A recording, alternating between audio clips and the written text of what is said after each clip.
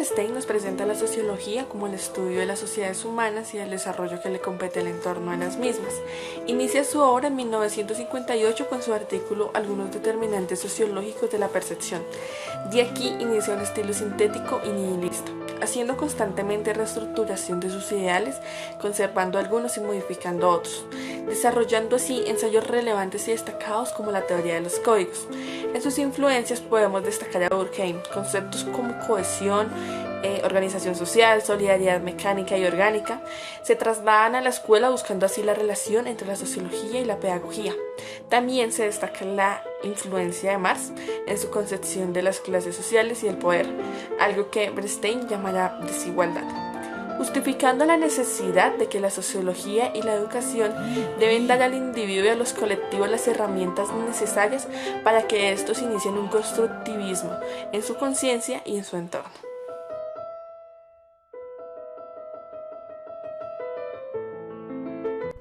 La teoría de los códigos sale a la luz entre los años de 1961 y 1972. Estas ideas fueron desarrolladas por Bernstein, las cuales se centran en la socialización en la familia, analizando las relaciones entre esta y la educabilidad. El objetivo de la teoría es comprender el dispositivo pedagógico y sus formas de realización. Las investigaciones de Bernstein han seguido en este sentido vías diferentes.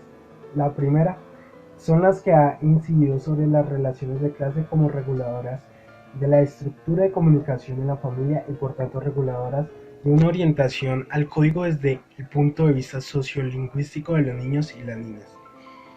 La segunda son las que ha estudiado cómo las relaciones de clase regulan la institución y las formas de transmisión de los códigos elaborados en la escuela.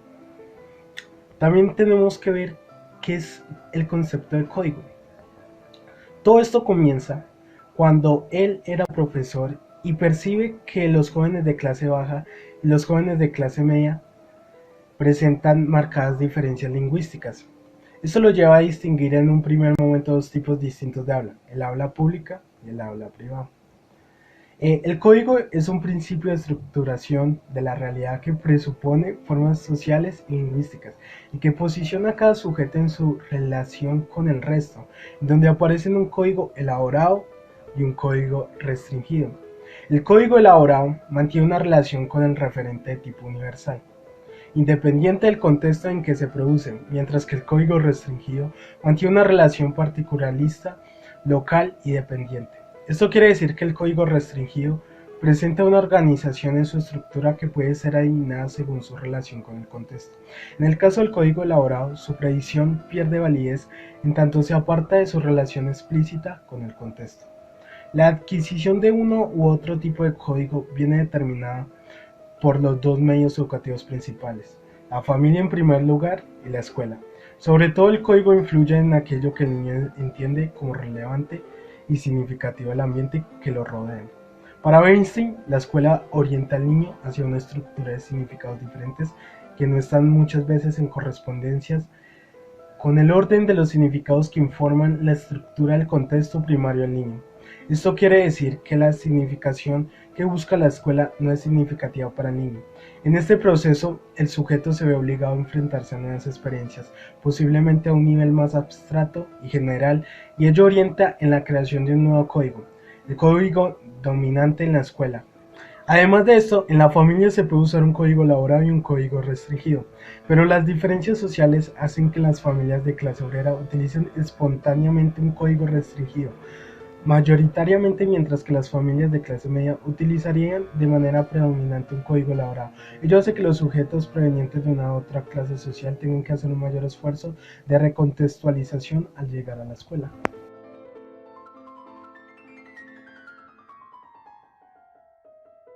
Se puede decir que el trabajo de Bernstein pasa por un proceso de crecimiento y aumento de la complejidad teórica que se divide en, primero, la transformación de códigos sociolingüísticos en códigos educativos. Segundo, el paso de un tratamiento descriptivo de la familia y la escuela al análisis de sus funciones de producción y reproducción cultural. Tercero, la inclusión de la escuela en un campo de producción y reproducción del discurso, el campo de control simbólico. Cuarto, el análisis del poder en el dispositivo pedagógico como productor y reproductor de la cultura. En el proceso emergen dos conceptos claves, el poder y control. Pues bien, trata de ver cómo se distribuye el poder y cómo se traduce el control en el proceso de transmisión cultural. Estos conceptos explicarán la importancia de la educación en el proceso de transmisión cultural, pues ahora el discurso pedagógico para Bernstein, un dispositivo dominante para la regulación de la reproducción cultural y educacional.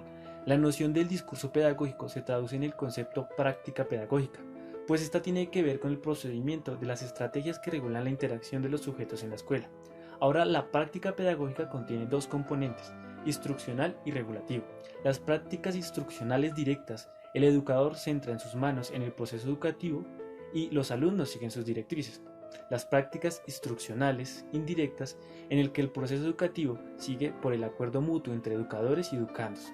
Las prácticas regulativas tienen la función socializadora en valores, normas, prácticas y motivaciones inherentes a la organización del tiempo, el espacio y el discurso en la escuela.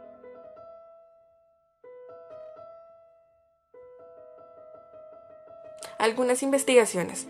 La teoría de Bernstein fue reconocida y gracias a ella se crearon distintas teorías en pro de seguir la teorización, tales como el estudio de los procesos de clasificación.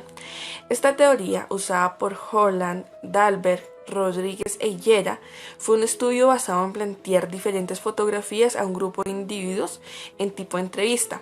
De allí, cada individuo empezaba a realizar una socialización entre la realidad y verbalización que hace sus agrupaciones, donde se categoriza la dependencia del contexto como una relación inmediata entre la verbalización y la realidad.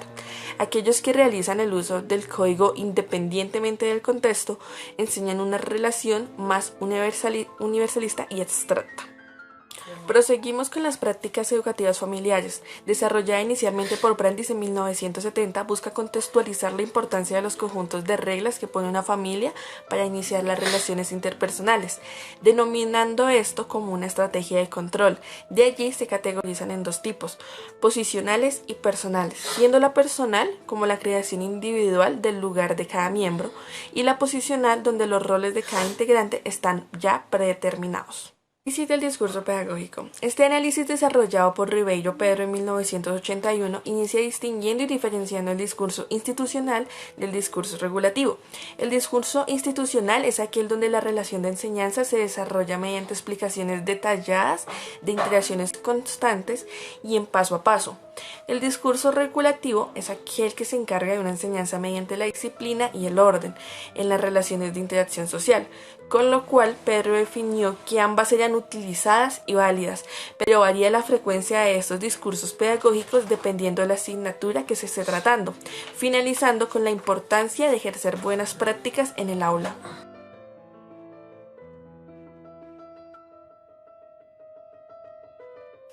Ahora bien hablaremos de la sociología en la educación, centrando la mirada en la teoría de la reproducción social y o cultural a la que a veces es adscrito Bernstein. En esta, las nuevas generaciones no construyen las sociedades de cero, sino que en realidad se integran a algo ya preexistente.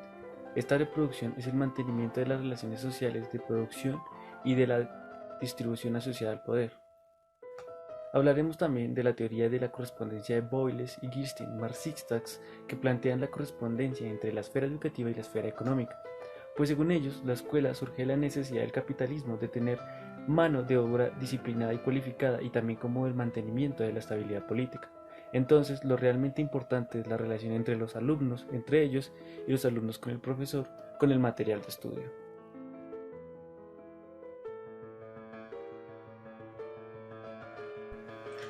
Estos autores mencionan que las escuelas no se han desarrollado como parte de un proceso igualitario, sino como consecuencia de la necesidad que tiene el capitalismo de tener fuerza de trabajo disciplinada y cualificado.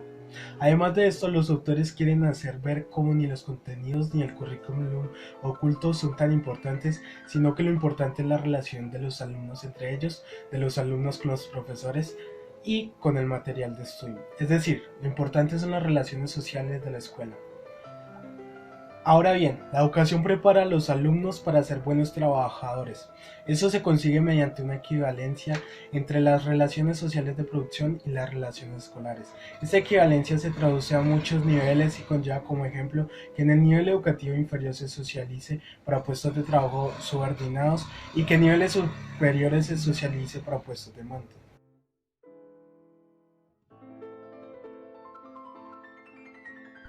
Bourdieu sostiene que el sistema educativo se basa en una relación de poder entre profesor y alumno. Este poder se configura en torno a una doble arbitrariedad. La primera es la arbitrariedad de los propios agentes pedagógicos e instituciones que ostentan la representación social del sistema. La segunda es la arbitrariedad de la selección de los contenidos que hay que enseñar, es decir, el currículum, y la forma de la relación pedagógica, es decir, el trabajo pedagógico. El trabajo pedagógico, basado en la autoridad pedagógica, instaurada y mantenida por una forma específica de violencia simbólica, tiene como objetivo la adquisición de unos hábitos determinados. Estos hábitos son predisposiciones para la acción, maneras de aprender, las situaciones y el tipo de acciones adecuadas. En ellas se ven acciones concretas, es decir, por medio de la violencia simbólica se adquiere una serie de hábitos los cuales se esperan que sean duraderos en el tiempo y que se pueden transferir a nuevas situaciones y conductas. En conclusión, la denominada autonomía relativa de la que goza la escuela es más que un espejismo que una capacidad real para cambiar su lógica en profundidad.